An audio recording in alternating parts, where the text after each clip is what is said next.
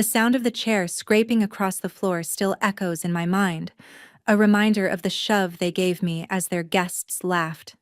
Still, I didn't let it show. As the air grew thicker with their laughter, I watched the edges of my world fracture, betrayed, humiliated, but composed. While the cold sting of their disrespect settled in, I realized I'd had enough. That's when the truth hit me. They thought they had power. I turned away quietly. The next day, the house was no longer theirs. All right, before we dive into this crazy story, do me a favor. Subscribe and tell us where you're watching from. Helen stepped out of her car, the cool evening air biting at her skin as she approached the front door of Travis and Janine's home. The house stood just like it always had, a little too pristine, a little too perfect. As she rang the doorbell, she could hear laughter from inside, mingling with the hum of conversation. It was a warm sound, comforting even, until she thought of how much she'd once hoped for her son to settle into a life that included her in it, and how much that had shifted in recent years. When the door opened, Janine's smile was as sharp as ever, teeth gleaming too white under the dim porch light. "Helen, welcome. You look lovely," she said, though there was something forced in her voice. Janine stepped back to let her in, the warmth of the house spilling out into the crisp fall evening. Helen managed a smile, the kind that was polite but didn't quite reach her eyes.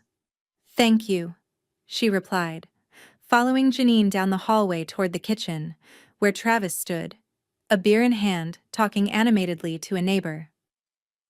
His eyes flicked over to her when she entered, and his expression shifted, a slight tightening of his jaw that only she noticed. "Mom, hey," he said, as though her presence didn't quite sit right with him. Janine led her to the table, already set with dinner. The casserole Helen had spent hours preparing, a dish she knew they liked, full of flavor and warmth, sat in the middle of the table, steaming. She took her seat, looking around at the guests. There were two couples, neighbors she recognized from down the street. All of them chatting and laughing in that way people did when they wanted to seem effortlessly at ease. It felt strange, like an illusion she didn't belong to. Helen set down her napkin, watching as Janine leaned over the casserole. "A casserole, really?" Janine's tone was light, but Helen could hear the sharp edge beneath it. "You couldn't have picked something a little more exciting? I mean, it's just so heavy." The comment stung more than Helen expected. She thought about all the effort, the time she'd put into cooking, but held her tongue, not wanting to rock the boat on what was supposed to be a nice evening. Travis cleared his throat, casting a quick glance at his wife. "It's fine, Mom. Don't worry about it. She's just being picky." Helen smiled softly, reaching for her glass of water. "No trouble at all," she said, trying to lighten the mood. But the tension hung in the air, thick and palpable. As they sat down to eat, the conversation drifted toward work and neighborhood gossip. Travis, after a few more beers, began making jokes. At first, they were harmless, teasing comments about the weather or a local sports game. But then he leaned back in his chair, his gaze flicking toward Helen. "Yeah, Mom's the real queen of casserole making. You should see her in the kitchen, folks," he said, laughing a little too loudly. "I swear, it's like she's auditioning for a spot in one of those food shows. Maybe she'll get her own show. Cooking with Helen, right? Casserole every day." A few of the neighbors chuckled, but Helen felt her cheeks flush. Travis's joke hung in the air, awkward as if she were somehow the punchline. She tried to smile, but it felt thin, stretched. The room was quieter now, the energy changing in small, unnoticed ways. Helen placed her fork down, the metal clinking softly against the plate. "I think I'll head out early, actually," she said, keeping her voice steady. But she felt the words sticking in her throat. She was used to being the one who made an effort, who held the family together. Wasn't that what mothers did? but it felt like her presence here, tonight, was nothing more than an inconvenience. Before anyone could respond, Travis stood up abruptly, knocking his chair back in the process. He reached for her shoulder, the action swift. Too fast. "Come on, Mom, you're not really going to leave, are you?" he said, his voice more forceful now, not a joke anymore. Helen, startled by the shove, caught herself against the back of the chair. "I'll be fine," she murmured, standing to her feet slowly, the dizziness of the moment threatening to knock her off balance. Then Janine moved in, a quiet push that sent her shoulder slamming against the table. The guests stilled, but they said nothing. The air in the room seemed to compress, thick and suffocating. Janine's voice cut through the silence, too casual, too cold. "Oh, relax, Helen," she sneered. "We're just having a little fun. No need to get so worked up." Helen's heart pounded in her chest, but she didn't cry. She didn't shout. She simply steadied herself, drawing in a deep breath. She could feel the heat of their eyes on her, but it didn't matter. She straightened, met their gazes briefly, then walked toward the door, the sound of her heels tapping on the hardwood floor loud in the silence that followed. No one stopped her. Outside, the air was sharp and biting as she made her way to the car. She didn't feel the sting of tears, but she felt the burn of something else. Something more raw and primal. She'd been shoved aside in her own family, but what she realized in that moment, as she settled into the driver's seat, was that the house was still hers, and they would learn that soon enough. She turned the key, the engine purring to life, and drove off into the night, the glow of the streetlights flickering like distant stars, guiding her towards something much darker than she'd ever imagined. Helen's hands gripped the steering wheel as she navigated the quiet streets of Omaha, the headlights casting long, stretching shadows against the pavement. The engine hummed beneath her, a steady, rhythmic sound that matched the stillness inside her. The sting of what had just happened, the shove, the laughter, the coldness of her son and daughter-in-law, was still there. But it was a dull ache now, like a bruise forming beneath the surface. She didn't cry. She hadn't even come close to it. Instead, a calmness settled over her like a blanket, heavy and comforting in its simplicity. She focused on the road ahead, the glow of the streetlights blurring as they passed by. It was as if her body had already disconnected from the emotions that should have been tearing her apart, as if some part of her had already started planning the next steps. The familiar sight of her house, nestled in the quiet neighborhood, appeared ahead, its porch light flickering on in the distance. As she pulled into her driveway, the porch light flicked off, only to come back on moments later, steady and unwavering. She recognized the gesture immediately. Lou Grant. Her neighbor. Her friend. The one person who always seemed to know when something was wrong. She hadn't told him about the dinner, about Travis and Janine's behavior. But he had a way of sensing it anyway. There was a certain kind of knowingness in his eyes, the kind that came from years of living next to someone. Helen stepped out of the car, the cool air hitting her face, sharp and refreshing. She didn't look at the house. Not yet. She just made her way to the front door, her shoes clicking on the concrete path, the rhythm of her footsteps slow but deliberate.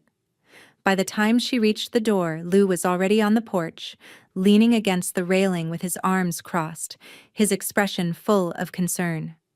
He didn't need to say anything. The look on her face said it all. "You're back early," he said, his voice quiet, but carrying a weight that matched the heaviness in the air between them. Helen nodded, not trusting herself to speak yet. She didn't want to break. Not now.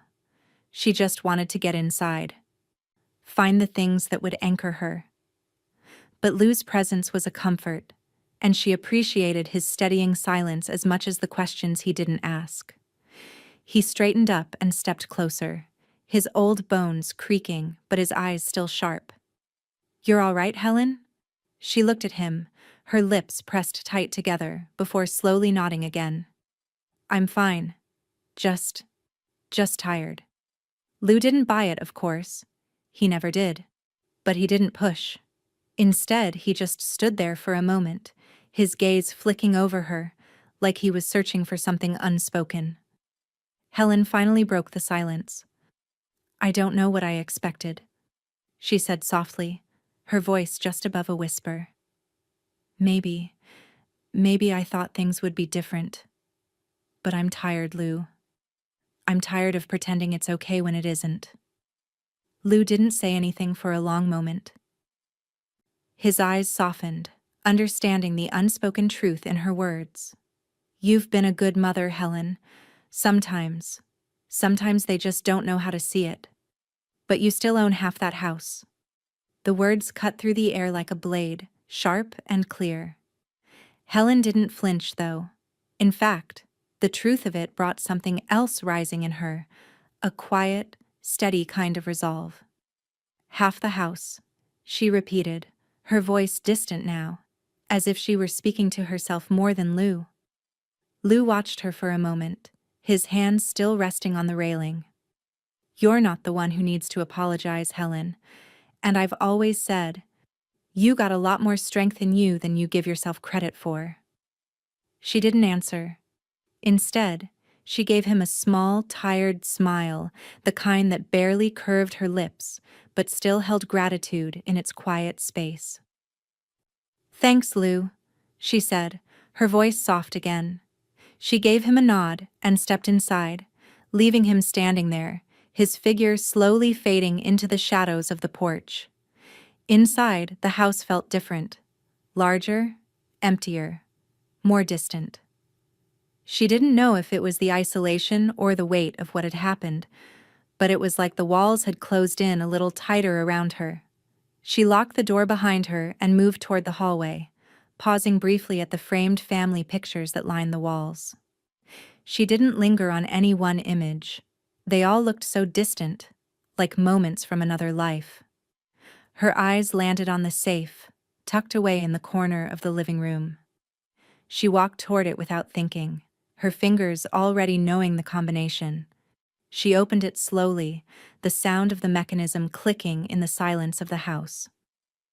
She reached inside and pulled out the original escrow folder, the one that held all the financial documents and receipts from the purchase of Travis's house, the one that proved, beyond a shadow of a doubt, that her contributions had been more than just a gift.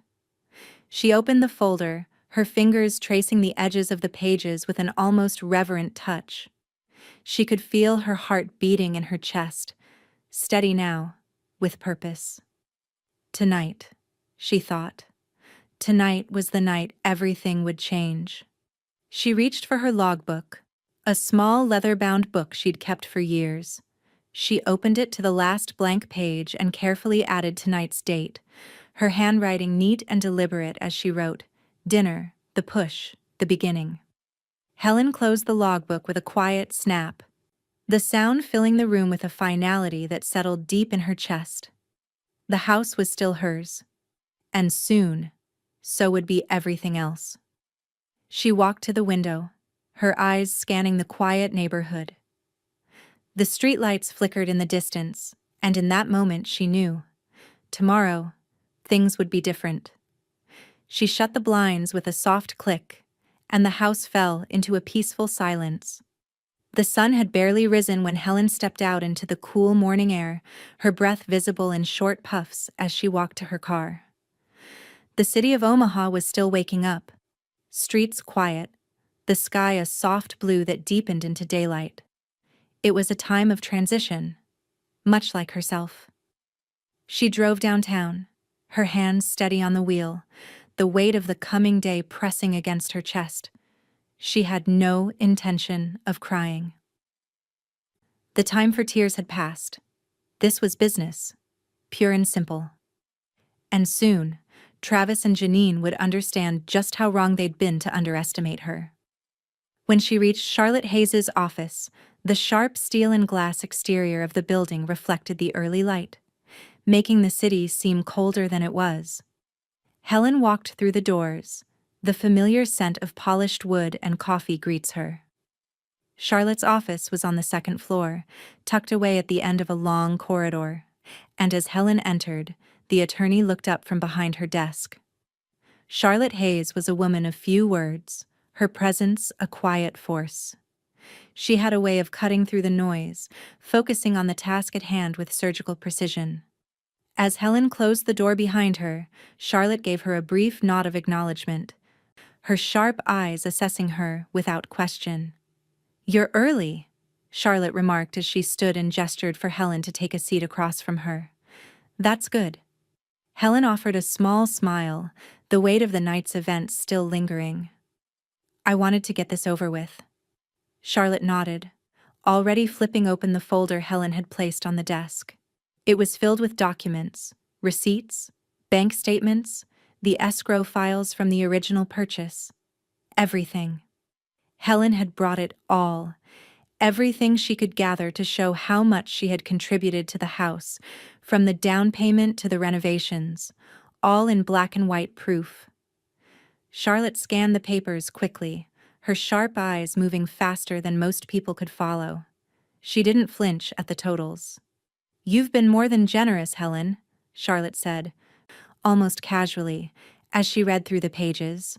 "But more importantly, you've legally backed it all up. The timing, the records, it's all here. You've got equity in this house, significant equity." Helen nodded, her fingers tightening around the edges of the chair. The words, so simple, were the confirmation she'd been seeking. "What does that mean?" "Legally, I mean." Charlotte leaned back in her chair, tapping her pen against her desk. "It means," she said slowly, "that you hold leverage. You hold more than just a sentimental stake in this house. The papers, Helen, these documents, they give you rights. The kind of rights people can't easily ignore." Helen swallowed, the gravity of the situation settling into her bones. "And they never even read them," she muttered, her voice low. "Not their fault. Most people don't," Charlotte replied, her tone neutral but tinged with a touch of professional disdain. "That's the problem with relying on someone else's word. You've done everything by the book. They haven't. The house, the loan, they've been living in your shadow, Helen. And they don't even know it." Helen looked at the papers again, her gaze lingering on the dates, the amounts, the signatures. Everything that proved, beyond a shadow of a doubt, that she had given them the opportunity to have a home. She had helped them. She had paid their way. And now it was her time to take back what was hers. "I've been a fool, haven't I?" Helen said, more to herself than to Charlotte. The question was one of realization, of finally accepting the depth of her role in this mess. She had been the giver, the enabler. But she wouldn't be that anymore. Charlotte raised an eyebrow but didn't respond right away. Instead, she stood and walked over to a file cabinet, pulling out a stack of legal papers. She laid them down on the desk in front of Helen with a swift motion. "No, you've just been a mother. A good one. But that's over now. It's time to be smart." Helen's eyes scanned the papers. The first was a property claim action draft, the beginnings of what Charlotte intended to file with the county. She could almost hear the rustle of it in the air, the beginning of something that would turn the world upside down for Travis and Janine. Lou's voice echoed in her mind from the night before, soft but firm. "You still own half that house." She felt her pulse quicken, but this wasn't just about ownership. It was about respect. And they had shown her none. Charlotte looked at her with an unwavering gaze. "We're going to file this, soon. The moment they challenge it, we'll hit them with everything you've got. The documents, the funds, the timeline, the clear neglect. They won't stand a chance. And you, Helen, will finally get what you're owed." Helen swallowed, her breath coming a little faster now. The adrenaline, the anticipation, It all mixed together in a perfect storm of resolve. "When?" she asked, her voice steady. "Tomorrow," Charlotte said simply, "or we wait." "But I'm ready. We can initiate the claim now. You've waited long enough." The weight of it hit her then. The finality of it. She wasn't just going to take back what was hers. She was going to make them feel every single moment of disrespect they had shown her. This wasn't just about a house anymore. It was about regaining her life, her dignity. She nodded, a small, quiet determination filling her chest. "Let's do it," she said, the words sharp and clear. Charlotte handed her the pen. The weight of that pen was heavier than anything she had ever signed before. But this time, she didn't hesitate. And as the ink flowed, so did the first real sense of control Helen had felt in years. The game was on. And this time, Helen Watterson was in charge. The house was quiet, but Helen could feel the tension still thick in the air. It wasn't the kind of silence she'd once found peaceful. Now it was like a quiet before a storm, a kind of holding pattern that stretched and stretched. She sat at the kitchen table, the remnants of her breakfast untouched, her gaze fixed on the window. Outside, the world carried on, oblivious to the slow churn of change that was already in motion. Her phone buzzed on the counter, an unexpected interruption. It was a text from Janine. "You're being unreasonable. We didn't mean it. Come on, you know we care. Don't make this harder than it has to be." Helen stared at the message. Her finger hovered over the screen, the urge to respond nearly overwhelming. She could feel the anger rising. Just the words alone made her feel small again, insignificant, like she was still the person they pushed around. But she didn't respond. She didn't owe Janine anything. Not anymore. Not a single word. Instead, she set the phone down, turned away from it, and focused on something more important. It had taken all of one night for the weight of everything to feel different. And now, with the sun hanging low in the sky, she could breathe again. The house was hers in a way it hadn't been before. Not just legally.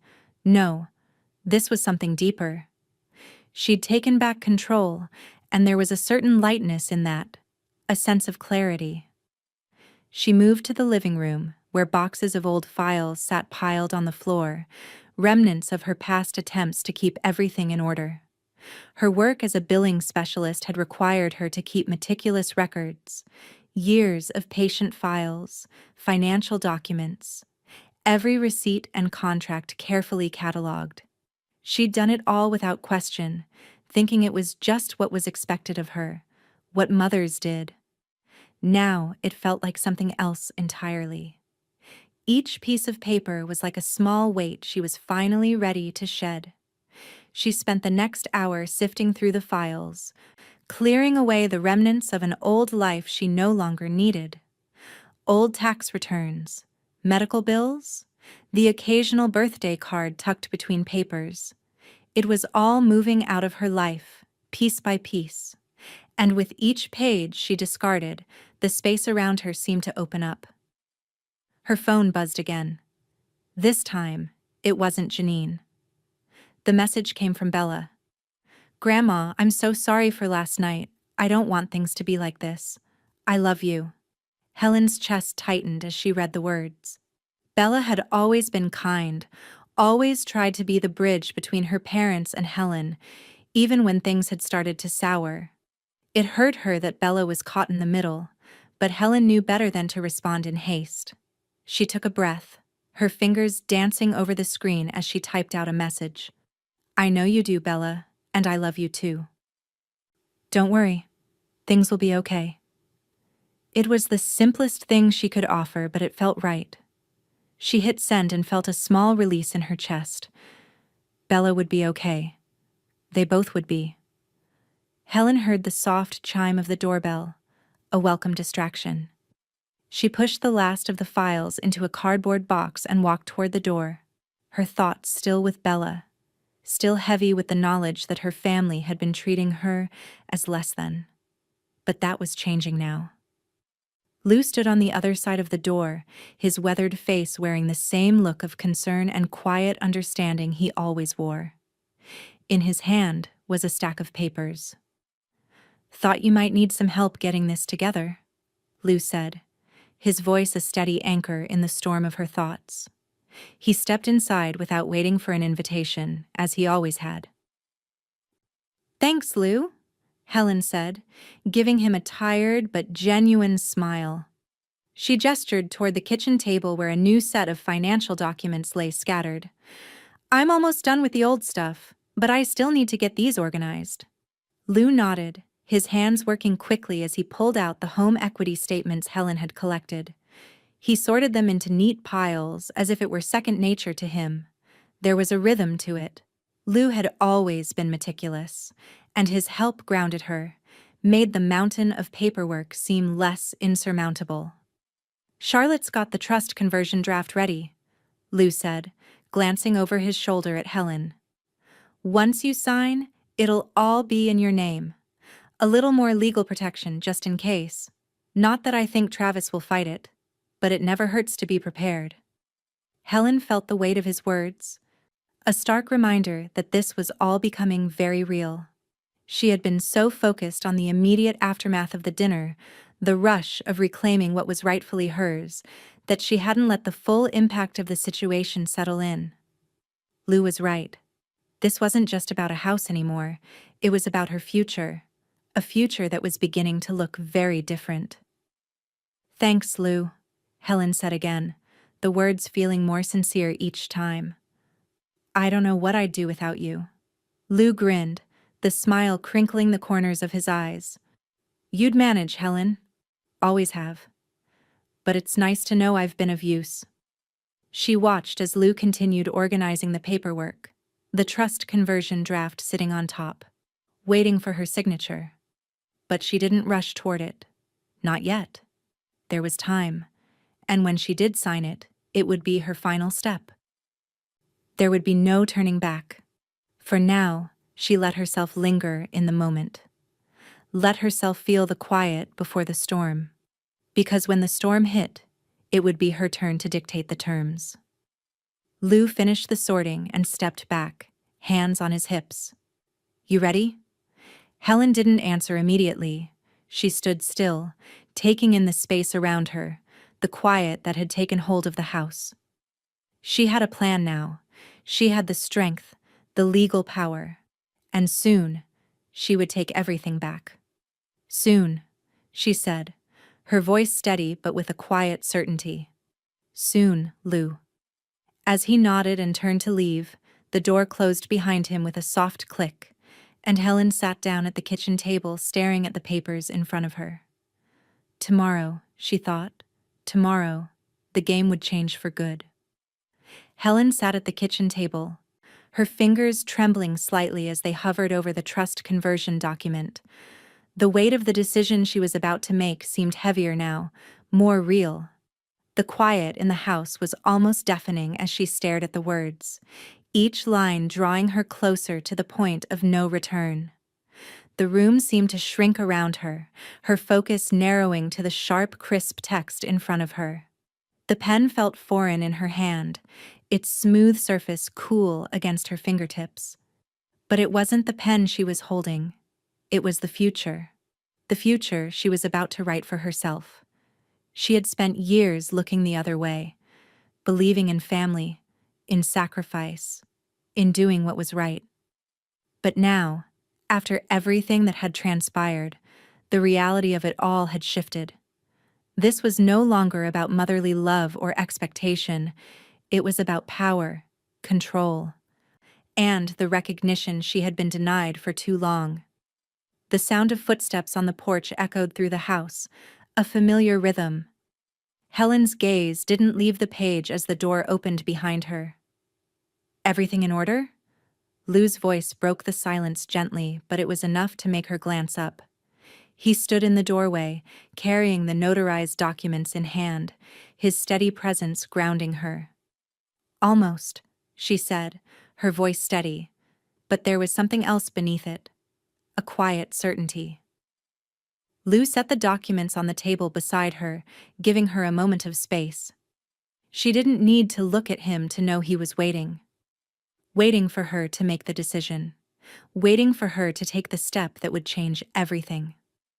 Charlotte had prepared the documents with care, outlining everything.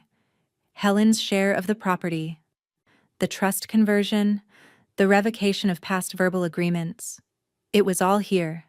Every bit of legal backing she needed to claim full control.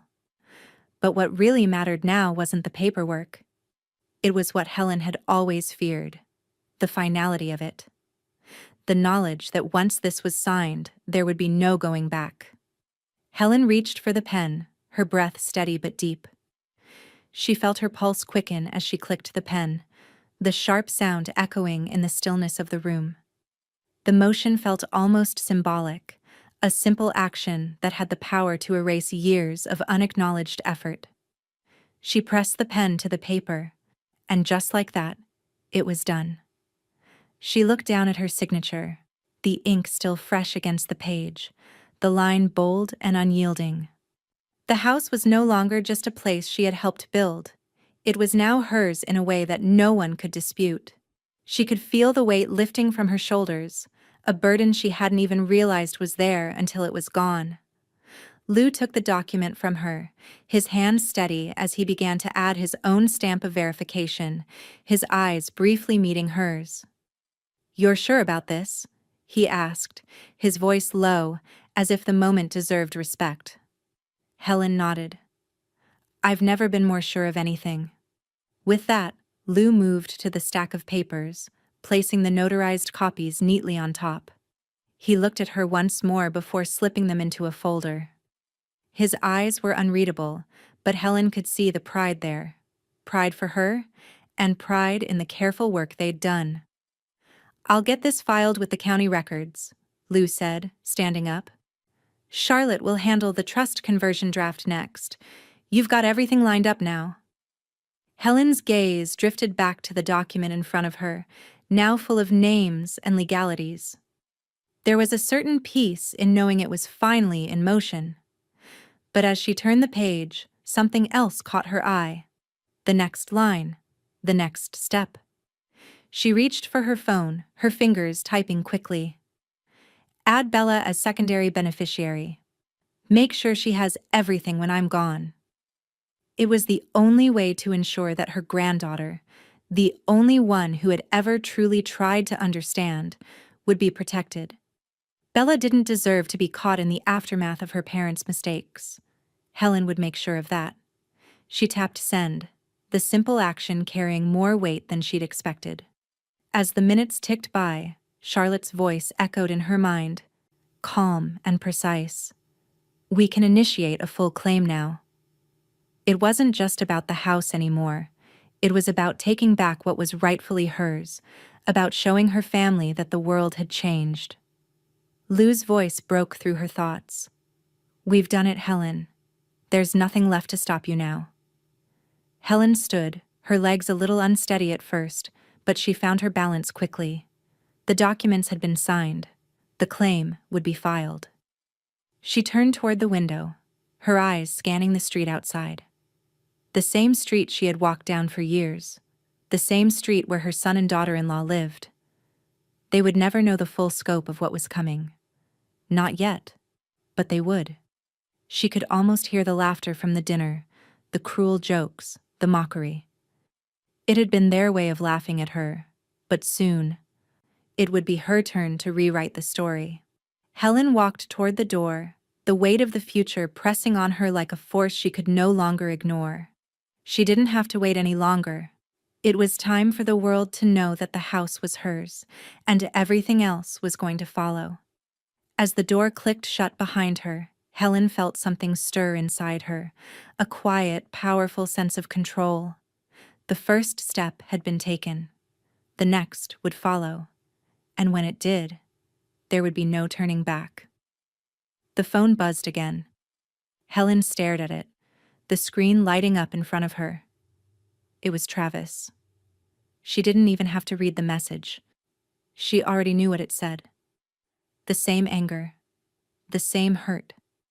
just now with more desperation behind it. She could almost hear his voice, shrill with indignation, blaming her for everything. "How could you do this to us?" he would say. "We're family. You owe us." Her finger hovered over the screen for a moment, the weight of his calls pulling at her, almost tempting her to pick up, to finally confront him face to face. But she knew better. She had learned better. Instead, she let it ring. Let it fill the empty space in the room with its shrill insistence. Let it fade into the background as if it didn't matter at all. Because it didn't. The phone stopped ringing and switched to voicemail. Helen turned it over, the smooth glass screen reflecting back the quiet, steady calm of her face. She didn't need to listen to it. Helen's gaze drifted toward the small stack of papers that lay on the table, the trust conversion documents now filed away, her legal rights secure. She could feel it now, truly feel it. The finality of her actions, the shift in the power dynamics, the knowledge that her world was hers again, a thing that had been taken from her for too long. Lou's voice broke her thoughts. "I'll log it," he said, his voice low, focused. She turned toward him, watching as he placed the phone down, already recording the contact attempt into his notebook with deliberate care. She didn't need to say anything. He understood. It wasn't just Travis who would be calling now. They'd all come after her, looking for an apology or an explanation, but there was nothing left to explain. Helen nodded, her eyes returning to the papers, her mind already moving forward. Lou was meticulous, a man of systems. As he continued logging each attempt to contact Helen, she busied herself with her own tasks. It felt right, the way he worked. Methodical, clear-headed. The trust's digital backups had to be updated, passwords changed, every access point sealed. It wasn't just about taking control of the house anymore.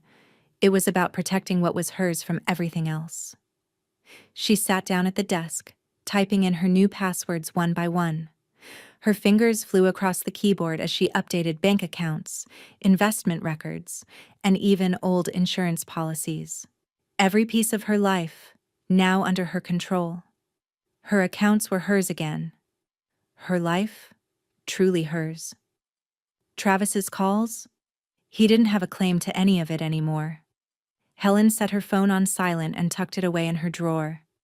The act felt symbolic, as if the device that had once been a constant source of guilt, obligation, and manipulation could now be silenced with a simple press of a button.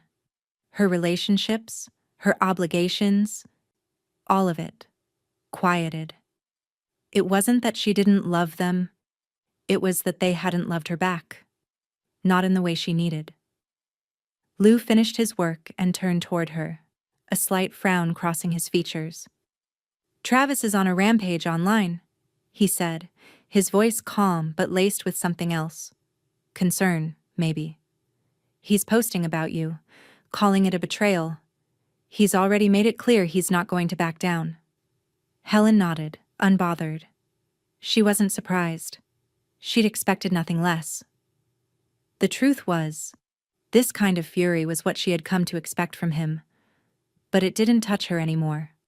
Not the way it used to. "I'll handle it," she said, her voice steady.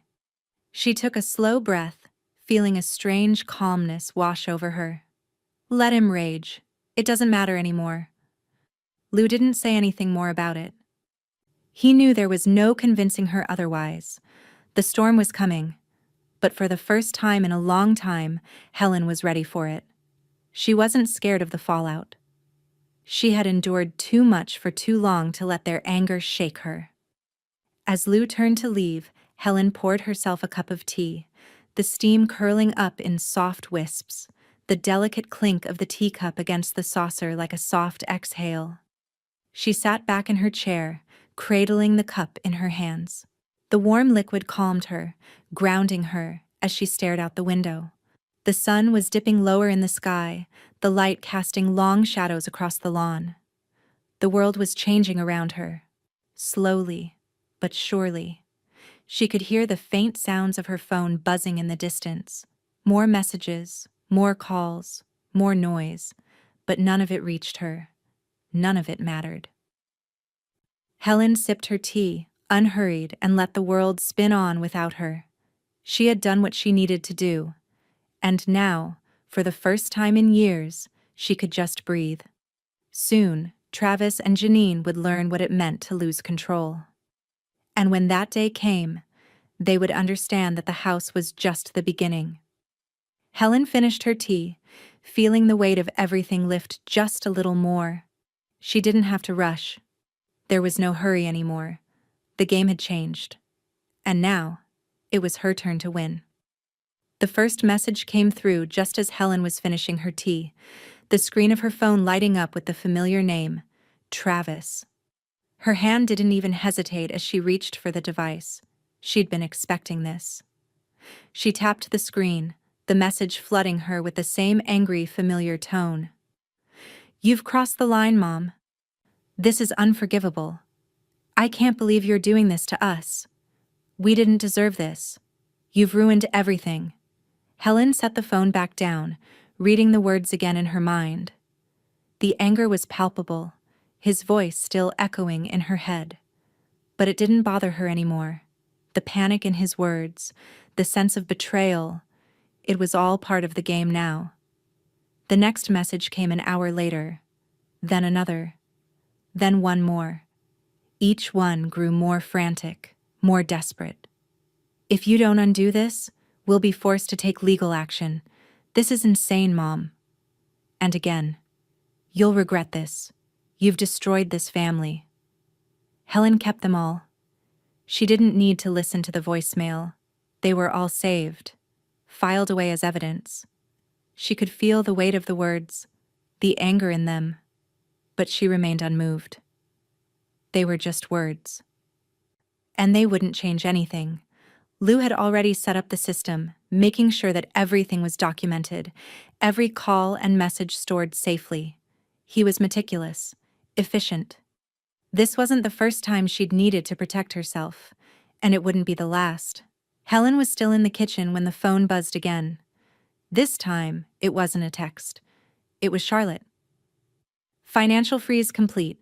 Your accounts are now fully protected. I've added the necessary blocks for anything suspicious.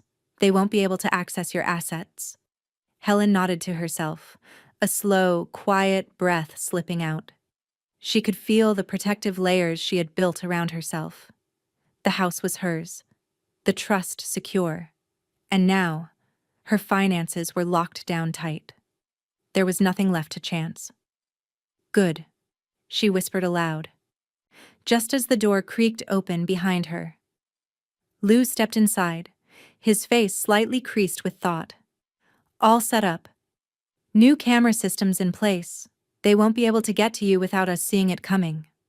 He held up a small device, the new security system ready for use, the screens hooked up and monitored. Helen had been careful about security. She knew that once Travis and Janine realized what was happening, they'd do whatever they could to get back at her, and she wasn't about to leave anything to chance. "Thank you, Lou," Helen said, standing up slowly and meeting his eyes.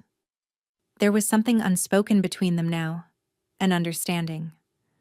They were on the same side, and for the first time she could feel her trust in him complete. He nodded once and left her to her thoughts, the door clicking shut behind him. Helen walked slowly to her desk, feeling the weight of the situation around her. She glanced at the photos on the walls, her family when it had been whole. But she wasn't looking at them with the same affection anymore. The faces, once so familiar, now seemed distant, like a dream she was slowly waking from. Her phone buzzed again. This time it was from Bella. "Grandma, I don't know what's going on, but I don't want to take sides. I just want things to be okay again. I'm sorry." Helen's chest tightened. She had always been there for Bella, had always tried to shield her from the mess that had been her son's life.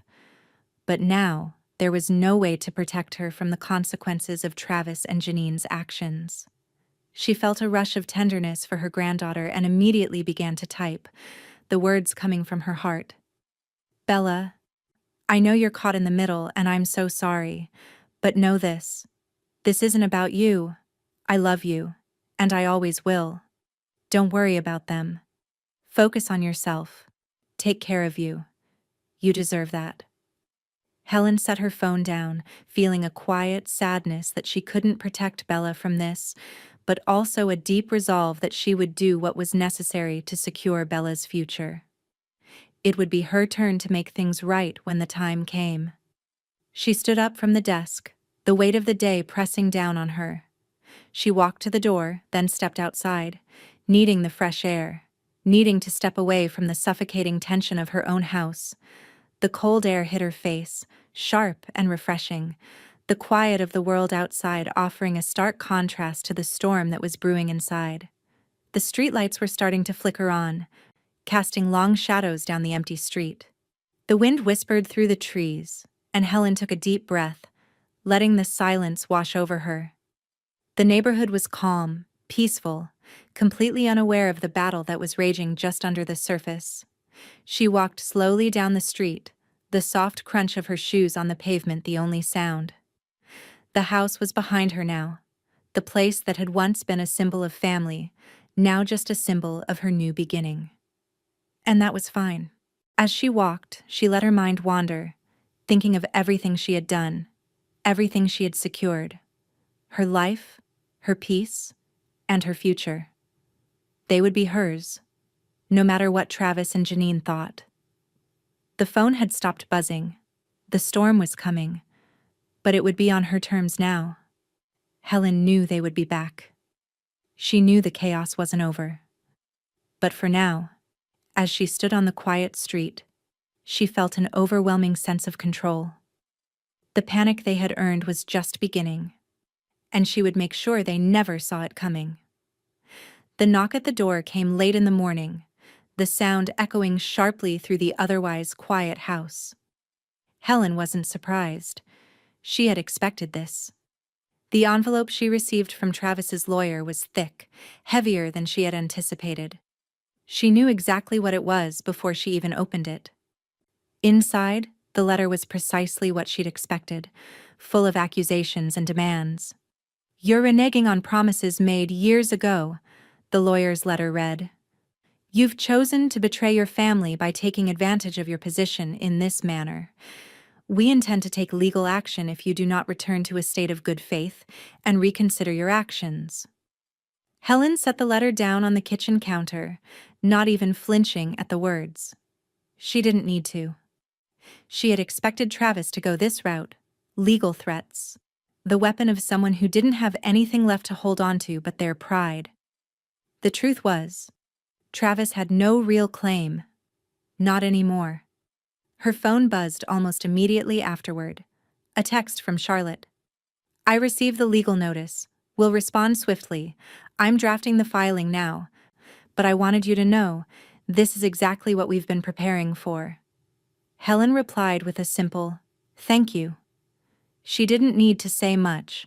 Charlotte had been more than thorough, preparing for every possibility.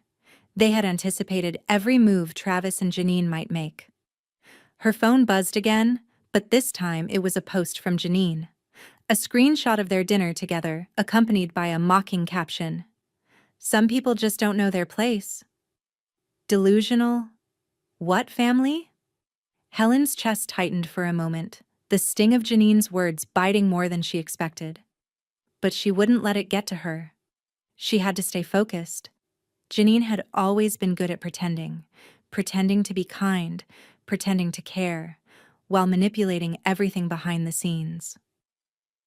The post was just another desperate attempt to hold on to some semblance of control.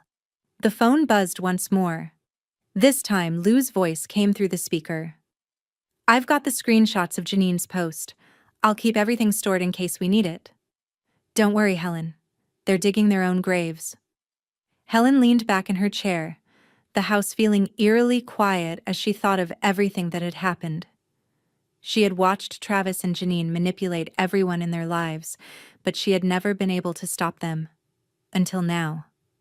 Lou's voice echoed in her thoughts, reminding her that she had allies, people who understood, people who weren't swayed by Travis's or Janine's bluster.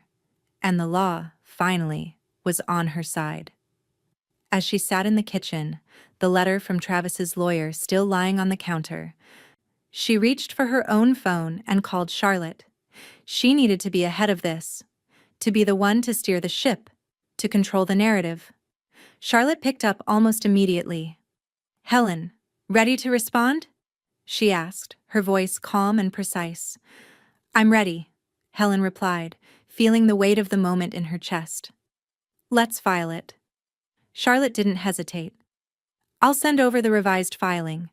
I've attached all the documents we need. The escrow files, the bank transfers, and the dates of when your contributions were made. I've also included the legal history of the house, the payments, and your title rights from the start of the purchase." Helen took a slow breath. This was the moment. The moment they would realize they had no hold over her. "Thanks, Charlotte. Let's get this filed." Her hand lingered over the phone before she hung up. The sound of the receiver clicking into place seemed almost final, a quiet punctuation mark at the end of everything that had led her here. She knew what was coming. She knew the fight wasn't over, that Travis and Janine would keep pressing. But now, the game had changed. She wasn't their pawn anymore. As the hours passed, the tension in the house began to feel almost palpable. Every creak of the floorboards, every hum of the refrigerator, it all felt like it was building toward something. The calm before the storm. The storm she was now ready for. Lou arrived later that day, the familiar rattle of the door announcing his presence. He stepped inside, carrying a stack of papers in his hand. "It's done," he said, a satisfied look on his face as he placed the documents on the table in front of her. "Charlotte's filed everything. We're set." Helen took the papers, feeling the weight of them in her hands. The legal documents, the filings, the letters, the evidence. It was all there. She had crossed the line. She had secured her position. Now it was up to Travis and Janine to deal with the consequences. She picked up her pen, turning to her will, and began to revise the final section. Travis Watterson is to be removed from all assets, and his rights to any inheritance are nullified. Helen felt no hesitation as she signed her name. The ink was final. There was no going back. Lou watched quietly as she finished, the tension between them unspoken but understood. "Are you sure?" he asked. "Yes," Helen said, her voice steady, her gaze never leaving the document. "This is the final step." She paused, the weight of the decision settling in her chest. She hadn't just removed Travis from her will, she had removed him from her life, completely. It was the last thing she could do to protect herself, and in doing so, she would protect everything she had worked for. Helen looked up from the papers and met Lou's gaze. She could feel her heart beating steadily in her chest, her resolve unshakable. This was it. The storm was on its way, but now it was their turn to face the consequences. And when it came, they wouldn't be able to hide from the truth anymore. The game had changed, and she was winning. Helen sat in the dimly lit living room, the only light coming from the soft glow of the security feed on her screen. The house was silent. Every corner of it holding its breath, waiting for what was to come. She wasn't nervous. No, not anymore. The final pieces were in place. The trust, the filings, the will, all set. But even so, something about this moment felt heavier than the others. Perhaps it was the anticipation. Perhaps it was the finality of it all. Her finger hovered over the mouse, her eyes scanning the multiple camera angles set up around the house. It was a quiet evening, the stillness of the neighborhood unbroken. She knew it wouldn't be long before they came. Travis, Janine. The reckoning was near, and they would come for her. The doorbell rang, the sound echoing through the quiet house. Her gaze never left the screen as she clicked on the feed, watching as Travis stood on the porch, fidgeting, his face tight with barely contained fury. She had been expecting him to come, but the calm in her body remained as the man outside her door began his assault on the silence. He knocked this time, louder than usual, his fist pounding like the sound of a ticking clock. She exhaled slowly, her hand remaining still. This was it. This was the moment that would set everything in motion. The door. The words. Everything. Through the feed, Helen watched him lean in, speaking to her with the desperate, accusatory tone she knew all too well. She could hear his words faintly, but she didn't need to listen. She already knew. He was demanding, his voice rising, the words harsh with venom. "Mom, open the door," he was shouting now, his hands pressing against the wood, face contorting with anger. "Undo the filings. Do it now, before it's too late." Helen remained still, her gaze unwavering as she watched him. She could see the desperation in his eyes, the panic that had finally taken root. It wasn't the calm confidence of a man who held the power. No, Travis was beginning to realize how little power he had left, and he hated it. Hated that it had come to this. Lou had already moved to the door, standing just out of frame on the porch, his expression a mirror of the quiet strength that had never wavered. He wasn't fazed by Travis's rants, not in the slightest. Helen leaned back in her chair, feeling a strange satisfaction wash over her. It was the same satisfaction she had felt when she signed the final documents, the feeling of reclaiming what was hers. She was no longer the one pushed aside. Now it was Travis's turn to feel that pressure. Lou opened the door slowly, just enough for his face to appear. His posture relaxed but firm. He didn't move aside. There was no invitation in his body language, no softening of his stance. He stood as a barrier between Travis and the world Helen had made for herself. Travis's voice grew louder, his face flushed with frustration. "You don't get it, do you? I'm your son. You owe me. You owe me, Helen." Lou's voice cut through the anger, steady and unwavering. "She owes you nothing, not anymore." Travis froze, the words stalling him for a moment. He gaped at Lou as if he couldn't believe it, but Lou didn't flinch, didn't give him an inch of room. Helen could see the realization begin to dawn in Travis's eyes. His jaw clenched, and for a moment, he looked less like the man who had once been her son and more like a petulant child whose toys had been taken away. "Are you going to do this to your own son?" Travis spat, his eyes wild with disbelief. "Son?" Lou's voice was almost a whisper, but it had the weight of a judgment. "You lost that right the moment you started treating her like a doormat." Travis took a step back, his face a mask of fury and confusion. "You think you've won? This isn't over. Not by a long shot." Without another word, he turned on his heel and stormed off the porch, his footsteps echoing across the driveway as he left. Helen watched the feed in silence, her hand resting on her lap, a calm stillness spreading through her. Lou closed the door behind him gently and walked back to Helen's side. His face was unreadable, but there was a slight nod of approval. He'll be back.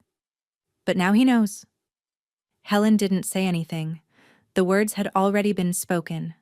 The game had shifted. And now, Travis was the one trying to catch up. Her phone buzzed once more, breaking the silence in the room. It was Charlotte's name. Helen clicked the screen, her thumb steady as she answered. "Charlotte." "He's not going to stop," Charlotte said, her voice calm, but with an underlying urgency. "But we're ready. I've added the footage from the security cameras to the filing. We've got everything we need to prove harassment." Helen stood up, her body feeling lighter, like she was shedding old weight she hadn't even realized she'd been carrying. "I'm ready. Let's do it." Charlotte was already a step ahead. "I'll initiate the full ownership proceedings now. They won't be able to fight this. Not when it's all documented, Not when you've already sealed your place. Helen stood at the window now, looking out at the empty street. The house was quiet again, but it was different now.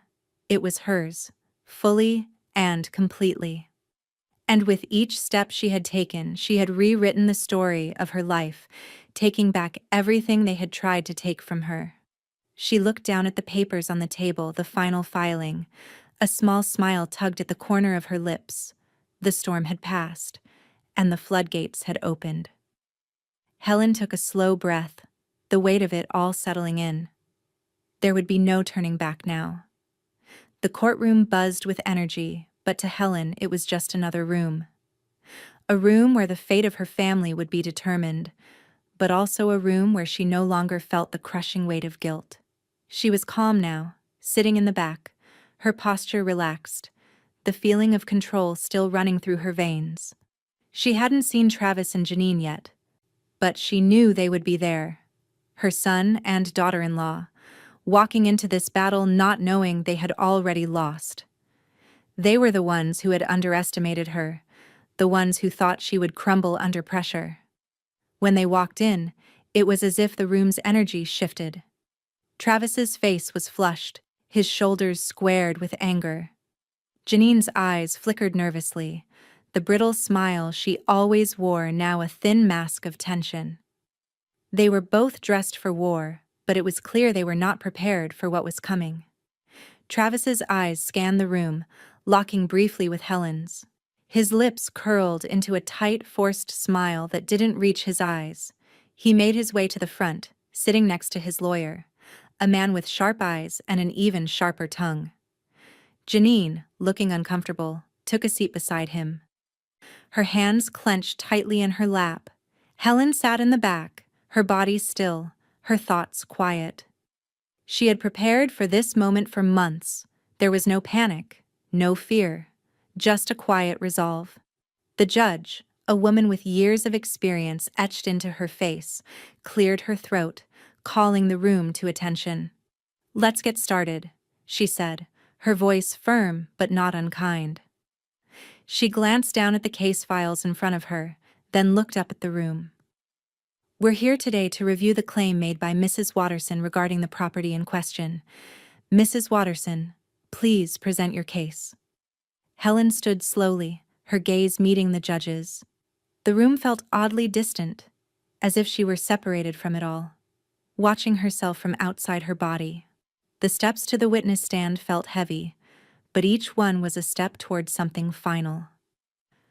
She took the stand with grace, and the judge nodded in acknowledgement. Charlotte stood and approached the bench, documents in hand. "Your Honor, we have here the full history of payments, transfers, and legal rights concerning the property in question," she said, her voice measured but confident. "We have a clear paper trail showing Mrs. Watterson's contributions to the home, from the down payment to the renovations. She holds rightful claim to this property, not only by legal definition but also by every action taken on her part over the years." Helen watched Charlotte work with a sense of admiration. The lawyer's precision, her ability to turn each document into a weapon, was flawless. As she presented the financial history, it was clear. The law was on their side. The lawyer for Travis leaned forward, speaking up. "Your Honor, we are here today to argue that Mrs. Watterson is reneging on promises made to her son and his family. This is a betrayal of a long-standing family agreement, and we intend to have the original terms honored." Helen couldn't help but smirk inwardly. Promises. There were no promises anymore, only legalities, only facts. She could already see the cracks in their defense. The paper trail wouldn't lie. As the judge glanced down at the documents, she turned to Travis's lawyer, motioning for him to clarify his claims. "I'd like to address the dinner incident. You've presented your client's position, Mr. Martin, but I believe we need to clarify certain events that may be relevant to the case. Mr. Watterson," she said, turning to Travis, "can you please explain your actions at the dinner party in question?" Helen stiffened slightly but remained calm. She knew this would come up. She had expected it, and now was the time for Travis to finally account for his behavior. Travis's face flushed even further, but he sat up straighter, trying to maintain composure. "Your Honor," he began, "it was a misunderstanding. My mother has always been difficult and—" The judge cut him off, her voice sharp. "Mr. Watterson, you were reported to have shoved your mother during a social event. A shove that was witnessed by multiple guests, no less. What do you have to say about that?" The courtroom was silent. Helen didn't flinch, but she could hear the shift in Travis's voice as he stumbled through his explanation. It wasn't like that, it was just, she was being difficult. And I just lost my temper. It wasn't meant to be taken seriously. His voice wavered slightly at the end. "Your temper," the judge repeated slowly, eyes narrowing as she leaned forward. "And how do you explain your wife's actions, Mrs. Watterson?" She looked directly at Janine, her tone direct. "You were also involved in this incident, were you not?" Janine shifted uncomfortably in her seat, her gaze darting briefly toward Helen before quickly looking away. I wasn't pushing her. I just—" She hesitated, her voice faltering under the judge's scrutiny. It was just a moment of stress. Helen could feel the tension in the room. The judge's silence stretched for what felt like an eternity. Then she spoke again. "Thank you, Mr. Watterson, Mrs. Watterson," the judge said, her tone colder now. "You may step down." Travis and Janine sat back, their faces flushed with frustration and embarrassment. The reality was settling in. They had no defense. Their actions were out in the open now, and their arrogance was no match for the documentation Helen had provided. As they were dismissed, Helen felt a strange sense of power. The story had shifted, and now it was theirs to tell. The storm had arrived for them. The judge turned back to the papers in front of her. "I'll be reviewing the evidence, and we'll reconvene tomorrow to finalize the ruling." Helen nodded slightly, her chest rising and falling with a steady breath. The waiting wasn't over, but the tide had turned. The house was hers. The victory was hers. But it wasn't just the house. It was the control, the strength, and the dignity she had regained. And when the ruling came, they would understand just how much she had fought to win. As the courtroom emptied, Helen stayed seated, her eyes focused on the judge's desk, her thoughts already ahead. The courtroom was hushed as the clerk moved to the front, holding an evidence folder in her hand. Helen's eyes flicked to Lou, who was seated behind her, his gaze focused but steady. The weight of the moment was almost palpable now. She could feel the eyes of the room on her, but it didn't matter anymore. She was done being pushed around. The judge's voice cut through the silence, calm but firm. "I trust we are ready to proceed, Mrs. Watterson?" Helen nodded, her pulse steady, heart calm. She was no longer the one who had to explain. The truth had already been captured, and now it was their turn to face the music. Lou stood up, moving to the front of the room with a folder in his hand. He passed it to the clerk, who then handed it to the judge. "Your Honor," Lou began, his voice even and controlled. "As requested, we have gathered footage from the evening in question. This footage was recorded by 2 independent witnesses who were present at the dinner." The judge nodded, flipping open the folder. She glanced briefly at the screen behind her, and then the room fell into a tense silence as the footage began to play. It was grainy at first, but it quickly became clear. The camera, from the angle of one of the guests at the table, showed Travis rising suddenly from his chair. The movement was swift, the anger in his body language unmistakable as he shoved Helen aside, his hand pushing her with force. The footage then shifted to show Janine following suit, her shoulder slamming into Helen with a much more deliberate, calculated shove. Helen's stomach tightened, but she didn't flinch. She'd seen this before. What mattered now was that the world was seeing it too. The room was completely still as the footage played out. each second of it like a hammer strike on the lies they had tried to tell. The other guests, frozen in the background, exchanged glances, their faces registering shock and discomfort as they looked on. They didn't intervene. They didn't stop it. The judge, eyes fixed on the screen, didn't speak. But the weight of her silence was clear. It was a silence that carried judgment. When the footage ended, the courtroom was still. Every eye was on the judge as she looked at the screen, then back at the parties before her. "Mr. Watterson, Mrs. Watterson," she said, her voice low and controlled, "you may not have understood the gravity of your actions, but it is now clear. This footage does not lie." Helen felt a small flicker of satisfaction stir in her chest. It was the moment she had been waiting for, when everything they had tried to hide was laid bare, when the truth was undeniable. Travis looked visibly shaken now, his usual bravado slipping away. His skin had gone pale, his jaw tight as he sat frozen in his seat, hands clenched. He couldn't hide from the footage. Not anymore. Janine, on the other hand, glared at the screen with fury in her eyes. Her lips were pressed into a thin line, her hands now tightly clasped on the edge of the table. Lou returned to his seat, and Charlotte stood next, her movements deliberate, controlled. She was ready for the next step. "Your Honor," Charlotte began, her voice carrying with it a quiet certainty. "In addition to this footage, we are submitting evidence of Mrs. Watterson's contributions to the property. The escrow filings, the cash transfers, the renovation records, they all clearly establish Mrs. Watterson's legal claim to the home." She laid out the documents before the judge with an air of finality, each page showing the years of work, of financial investment. Each line reinforced the point. Helen had given more than her fair share, and it was time for the world to recognize that. Helen watched as the judge flicked through the papers, her expression unreadable. The weight of the room seemed to shift as the evidence mounted. Helen could almost feel the shift in the air, the slow realization that Travis and Janine's position was crumbling under the weight of facts, under the undeniable truth. The judge's eyes flicked up from the paperwork, her gaze shifting between Travis and Helen. "Mr. Watterson," she said, her tone now sharp, "you have been presented with clear evidence of your mother's rightful claim. There is no legal argument that justifies your actions or the claims you have made.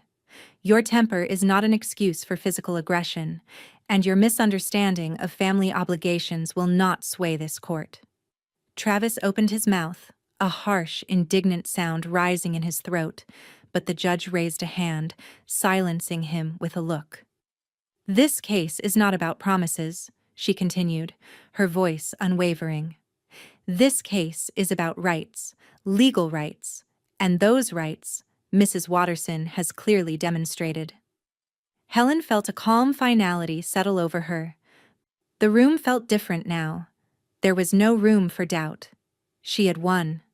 But the judge wasn't done yet.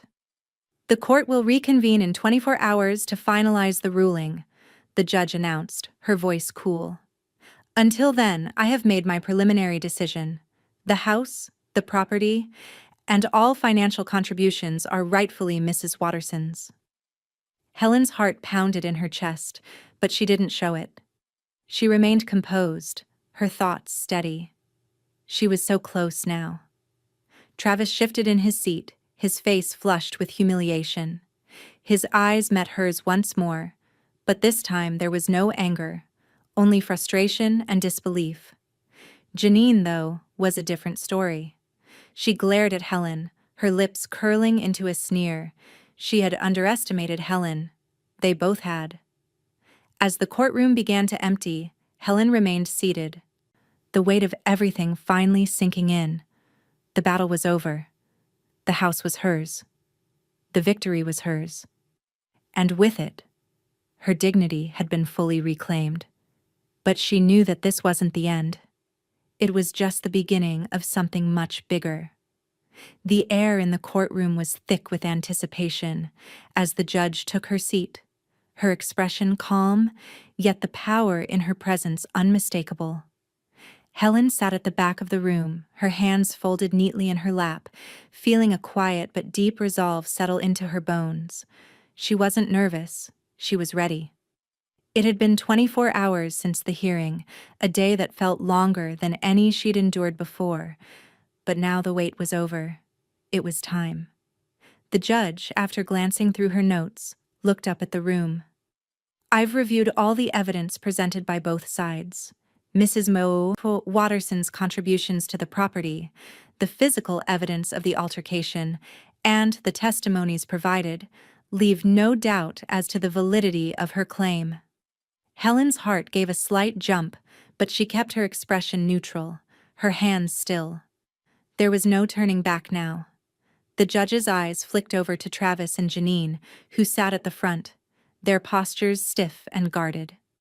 Janine's lips were pressed tightly together, her eyes flickering toward Helen before quickly averting, while Travis's hands trembled, his jaw clenched in quiet defiance. He had not expected this. The judge's voice broke the silence, firm and final. "In light of the evidence I find in favor of Mrs. Watterson. She has shown that her financial contributions to the property were made in good faith, and the legal rights to the home are rightfully hers." A momentary silence fell over the room, the words hanging in the air like the weight of 1,000 unspoken truths. Then, the judge continued, her gaze shifting back to the court. "Furthermore, I am awarding Mrs. Watterson full and controlling interest in the home. The property will be transferred to her name immediately." Helen could feel the tension in the room shift, and for the briefest of moments, it was as if time had slowed. She had done it. She had reclaimed everything they had tried to take from her. Her pulse steadied, but there was no grand celebration. This was about something deeper than ownership. It was about respect. And she had earned it. The judge continued, her tone now more authoritative. "Given the circumstances, I am also issuing a temporary protective order for Mrs. Watterson, effective immediately. This order prohibits any further attempts to interfere with her rights to the property or any harassment from the defendants, including further physical altercations." Travis shifted uncomfortably in his seat, his face pale. Janine, ever composed, glanced at him, but there was no comforting expression on her face, only the realization that the court's decision had made their powerlessness final. The judge's ruling had shattered whatever illusions they had left.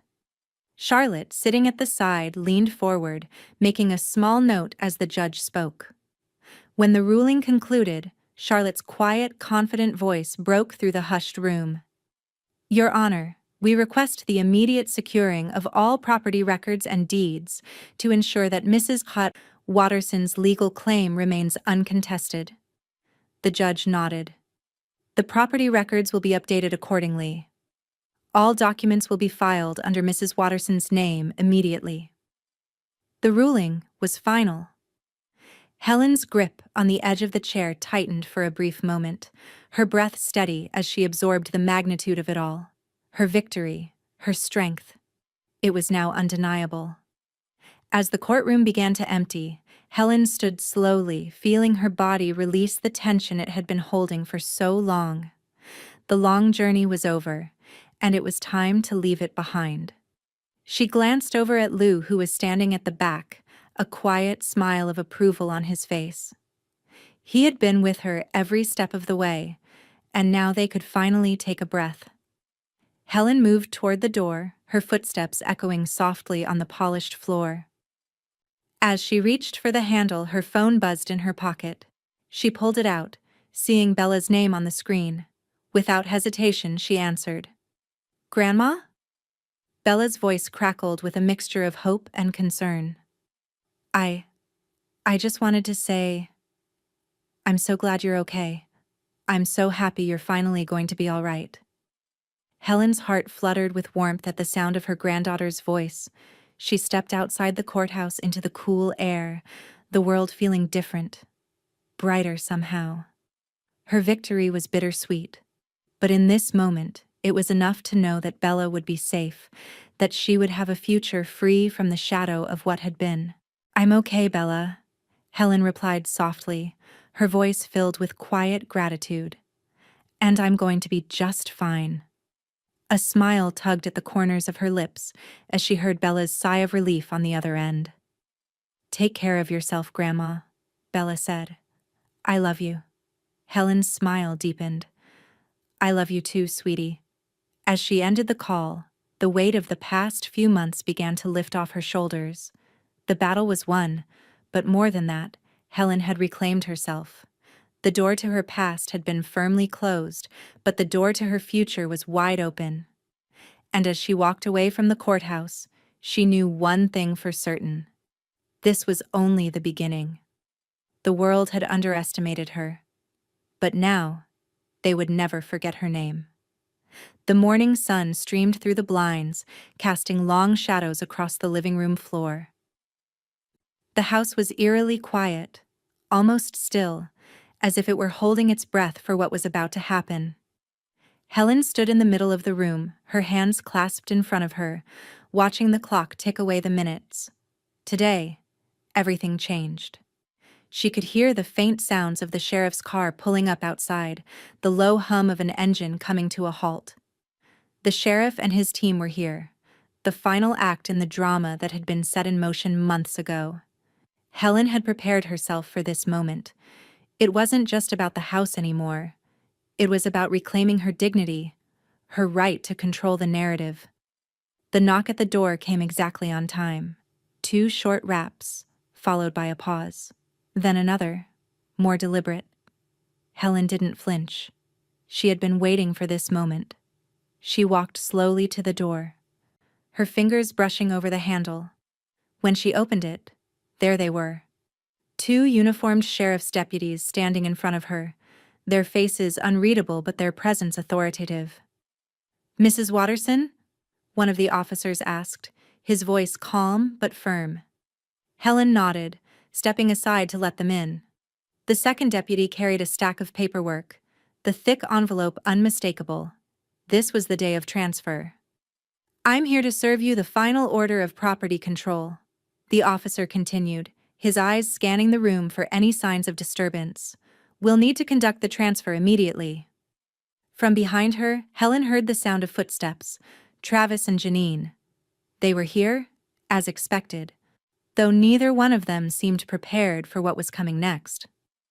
Their expressions were a mix of defiance and disbelief, their eyes shifting between the officers and Helen. "Mom, this is insane!"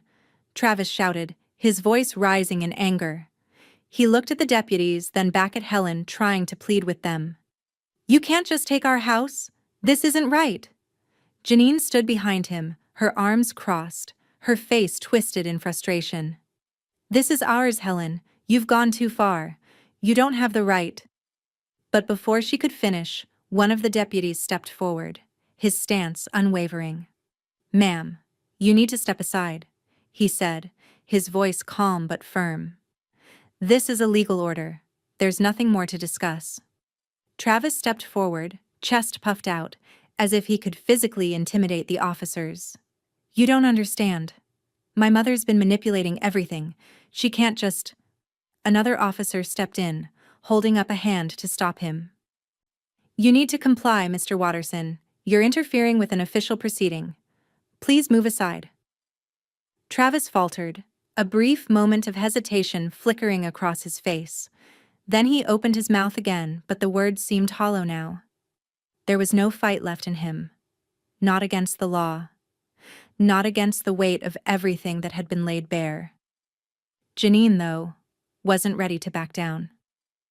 "This isn't over," she hissed under her breath, her eyes locked on Helen. "You'll pay for this." Helen didn't react. She stood still, her face a picture of calm, her posture steady. She had nothing more to say to them. Their words no longer had power. The deputies moved past them, beginning to pull out the official paperwork. The sheriff, who had been standing silently behind them, stepped forward, holding a clipboard. "Mrs. Watterson, if you would please verify these final documents," he said, his voice measured. Helen nodded and took the papers from him. She signed where indicated, her hand steady, the ink flowing smoothly on the page. The legal transfer had been finalized the moment the judge had ruled in her favor, but today, the documents would make it official. Charlotte stood beside her, her expression one of quiet satisfaction as she watched the process unfold. "Everything's in order," she said, as she glanced over Helen's shoulder at the papers. Helen signed one last time, then handed the clipboard back to the sheriff. The final piece of the puzzle was in place. The house, the property, all of it, was now officially under her control. No more games, no more threats. It was hers. As the officers began to process the remaining paperwork, the silence in the room was suffocating. Travis stood with clenched fists, his face flushed with humiliation. Janine turned her back, her eyes tight with anger, but there was nothing they could do anymore. The game had changed. Charlotte turned to Helen, her voice soft but firm. "It's done. You've secured everything." Helen looked at the house that had been so full of chaos, of broken promises, of unspoken resentments. But it was different now. It was her house, her home. And now, more than ever, she knew it would be a place of peace. She glanced at the deputies who were now finishing up the final signatures. "Thank you," she said quietly, the words carrying more weight than they had before. It wasn't just gratitude. It was acknowledgement of what she had fought for, what she had won. The sheriff nodded in return, signaling for his team to prepare to leave. As they turned to head out the door, Helen stood still for a moment, looking at the two figures who had once been so central to her life, but who now felt so far removed. She didn't feel angry anymore. She didn't feel resentment. She just felt free. As the last of the officers left, Charlotte followed them out, leaving Helen standing alone in the doorway. She took a long, deep breath, letting the fresh air fill her lungs, feeling the weight of the past few months settle into her chest. She pulled her phone from her pocket as it buzzed. It was Bella again. "Grandma, I'm so proud of you. I knew you'd make it through." Helen smiled as she listened, her heart swelling with pride for the young girl who had seen her strength from the very beginning. "I'm okay, Bella," she whispered softly. "And I'm going to be just fine." For the first time in years, she didn't have to look back. The future was waiting, and it was hers to take. As the door clicked shut behind her, Helen stepped inside, feeling a quiet but powerful peace fill the space. She was home, and this time, it was for good. The house felt different the moment the last deputy's footsteps faded down the walkway. The quiet wasn't heavy anymore. It didn't press against her ribs or remind her of the voices that had once filled every room with tension. No, this quiet was soft, warm, and deeply hers. Helen stood in the entryway for a long moment, letting the stillness settle into her bones. Then she exhaled, slow and steady, and stepped forward. Her footsteps echoed gently as she moved from room to room, each one a silent inventory of the scars left behind by years of trying to please people who had never learned to appreciate her. In the kitchen, she touched the countertop where her casserole dish had once sat, dismissed, mocked. Now it would be the place where she cooked only for herself, where warmth wasn't conditional. She opened the cabinets, empty in some places, half-heartedly arranged in others. She straightened a stack of plates, smoothing her fingers along the cool ceramic. Small gestures, but grounding ones. She moved next to the living room, where a faint indentation in the carpet marked the place her old armchair had once been, before she'd moved it out years ago to make space for the furniture Travis and Janine preferred. She smiled faintly, the nostalgia bittersweet. "Time to fix that," she murmured. She walked to the garage, found the dolly, and dragged her old chair back inside. It scraped across the floor, wobbling slightly, but she didn't care. She set it back in its old place, the corner by the window where she used to read. The afternoon sunlight fell across the cushion exactly how she remembered. That one change made the room feel like hers again.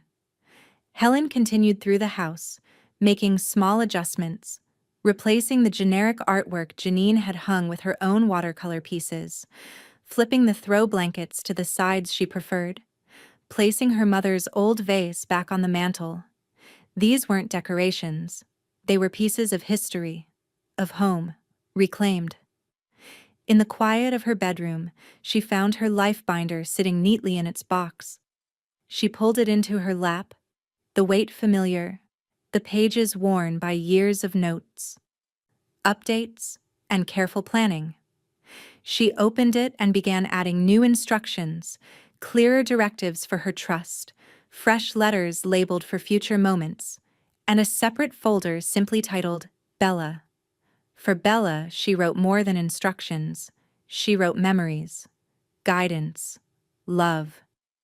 Pages and pages filled with the quiet wisdom of a woman who had carried her family longer than anyone realized. Only when her hand grew tired did she close the binder, smoothing her palm across the cover. The sun was dipping low when she finally stepped outside for some air, her jacket wrapped loosely around her shoulders. The breeze carried a hint of autumn, crisp and refreshing. She walked down the little path toward the mailbox but stopped halfway.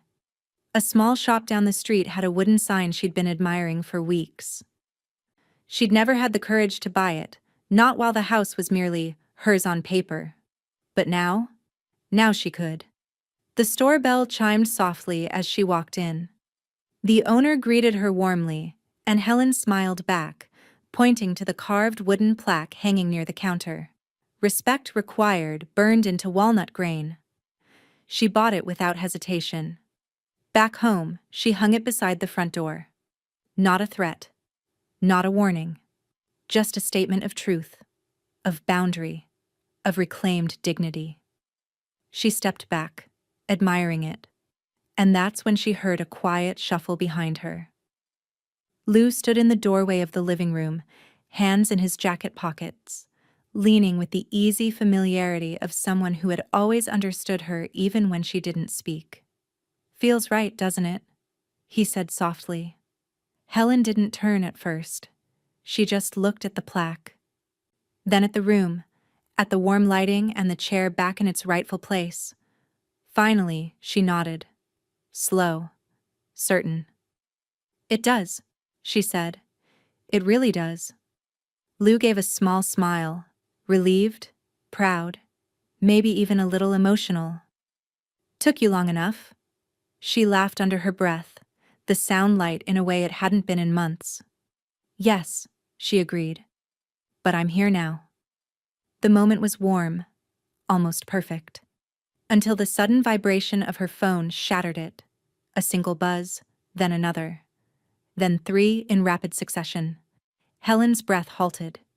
She crossed the room and picked it up. An unknown number, 3 missed calls. 1 new voicemail. Lou stepped closer, his brow tightening with concern. Helen's thumb hovered over the screen.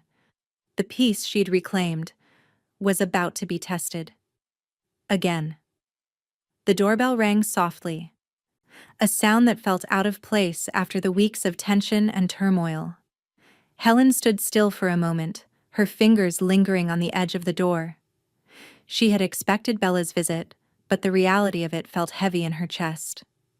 There was so much to say, so much that had happened in such a short time, and yet, everything felt as if it had already been decided. When she opened the door, Bella stood there, her eyes wide, a mix of emotions playing across her face. Relief, uncertainty, and something else too. But above all, it was the quiet awe of someone who had watched a storm rage and now found herself standing in the calm after. "Grandma," Bella whispered, stepping forward as if unsure whether it was all real. "I'm so glad you're okay." Helen's heart softened. the weight of the past few months melting away in that single moment. She pulled Bella into a tight hug, the girl's warmth and scent of fresh air a welcome relief. For a moment, Helen didn't need to explain. She just needed to hold her, to feel the connection that had been unbroken through all the chaos. "I'm okay, Bella. I'm going to be just fine," Helen said, her voice steady, but with an edge of emotion that she couldn't entirely hide. Bella pulled back slightly, her eyes searching Helen's face. "You've been so strong through all of this. I don't know how you did it."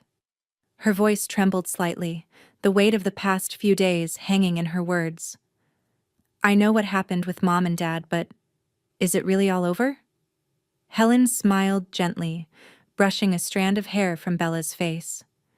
"Yes, it's over. Everything's been taken care of. I'm not just here physically anymore, Bella. I'm really here. I've taken back everything they tried to take from me." Bella nodded, a small tear escaping her eye as she hugged Helen tighter, her grip tight and genuine. Helen felt a lump form in her throat, but she swallowed it down.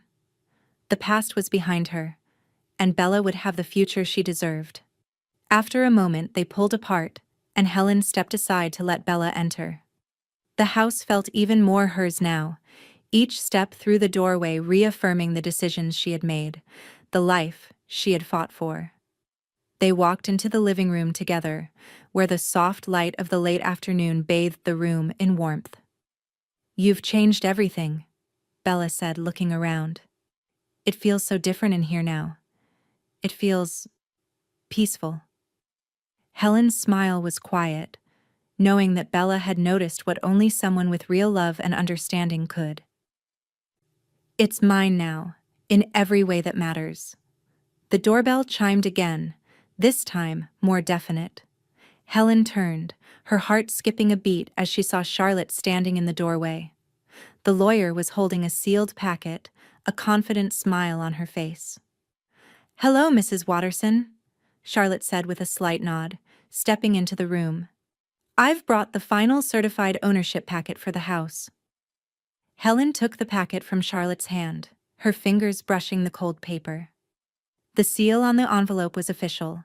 The house was truly and finally hers, and it was no longer just an emotional victory. It was now a legal one, too. Charlotte's eyes flicked to Bella and back to Helen. "Everything's been filed, the house, the land, the assets. All of it is now fully in your name, completely under your control." Helen glanced at Bella, who was looking up at Charlotte in awe, understanding the weight of what had just been said. Helen's heart swelled with a deep sense of relief. This wasn't just a house. This was her life, finally free from the weight of disrespect and manipulation. "You've made it," Charlotte continued, her voice softening with sincerity. "You took back what was yours." Helen's smile was steady as she looked at the papers in her hands, but her gaze slowly drifted to the window. There, across the street, she saw them. Travis and Janine. They were standing at the edge of the yard watching the house. They weren't talking, just standing, rooted in place, their eyes filled with something that could only be described as disbelief. They had been the ones who shoved her aside, both figuratively and literally. But now, they were the ones left powerless. Helen closed her eyes for a moment, a deep breath filling her lungs as the magnitude of it settled in. Then, slowly, she turned and looked at the door, at the quiet power she now held. "You've done more than just win," Charlotte said quietly, as if reading her thoughts. "You've rewritten everything. They have nothing left to hold over you." Helen nodded, slipping the papers into her bag. She walked to the door, opening it slowly. Her eyes met Travis and Janine's for just a second. The silence between them was thick with history. Their failure, her victory. Travis looked at her, but there was no anger left. Just a bitter acknowledgement of the reality they couldn't escape. Janine crossed her arms tightly, eyes narrowed, but she didn't speak. Helen stood there in the doorway, looking at them. There were no words left to say. Not really.